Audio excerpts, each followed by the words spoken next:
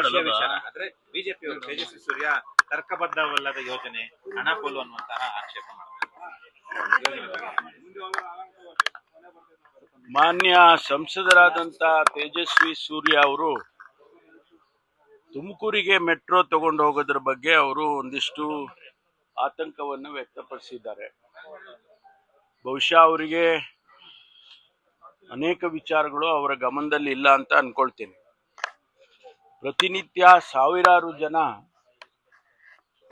ತುಮಕೂರಿನಿಂದ ಪ್ರಯಾಣ ಮಾಡ್ತಾರೆ ಮತ್ತು ನೆಲಮಂಗಲ ಇರ್ಬೋದು, ದಾಬಸ್ಪೇಟೆ ಇರ್ಬೋದು ಅಥವಾ ಕ್ಯಾತ್ಸಂದ್ರ ಇರ್ಬೋದು, ಈ ಭಾಗಗಳೇನಿದೆ ಇವೆಲ್ಲ ಬಹಳ ವೇಗವಾಗಿ ಬೆಳೀತಾ ಇದ್ದಾವೆ. ಕೈಗಾರಿಕೆ ಉದ್ದೇಶದಿಂದನೂ ಬೆಳೀತಾ ಇದ್ದಾವೆ. ಆಮೇಲೆ ಜನ ಮನೆಗಳು ಕಟ್ಕೊಂಡು ಅಲ್ಲಿ ಎಕ್ಸ್ಟೆನ್ಷನ್ಸ್ಗಳು ಮಾಡಿಕೊಂಡು ಅಲ್ಲಿ ಜೀವನ ಮಾಡ್ತಿದ್ದಾರೆ. ಯಾಕೆಂದ್ರೆ ಬೆಂಗಳೂರಿನಲ್ಲಿ ಒತ್ತಡ ಜಾಸ್ತಿ ಇದೆ.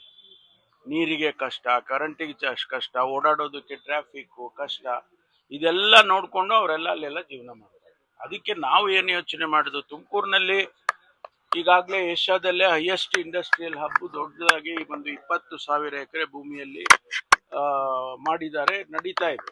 ಈಗಾಗಲೇ 150-200 ಇಂಡಸ್ಟ್ರೀಸ್ ಬಂದ್ಬಿಟ್ಟಿದೆ. ಫುಡ್ ಪಾರ್ಕ್ ಬಂದಿದೆ, ನಿಮ್ಸ್ ಬಂದಿದೆ, ಟೈಮೆಕ್ ಜಾಪನೀಸ್ ಫ್ಯಾಕ್ಟ್ರಿ ಬಂದಿದೆ. ಅಲ್ಲಿ ಜಪಾನ್ ಇವರಿಗೇನೆ ಜಾಪನೀಸ್ ಟೌನ್ಶಿಪ್ಗೆ ಕೂಡ ಜಾಗ ಕೊಟ್ಟಿದೆ. ಇಷ್ಟು ವೇಗವಾಗಿ ಅಭಿವೃದ್ಧಿ ಆಗ್ತಾ ಇರುವಾಗ ಅಲ್ಲಿಗೆ ನಾವು ಕನೆಕ್ಟಿವಿಟಿ ಬೇಕಲ್ವಾ?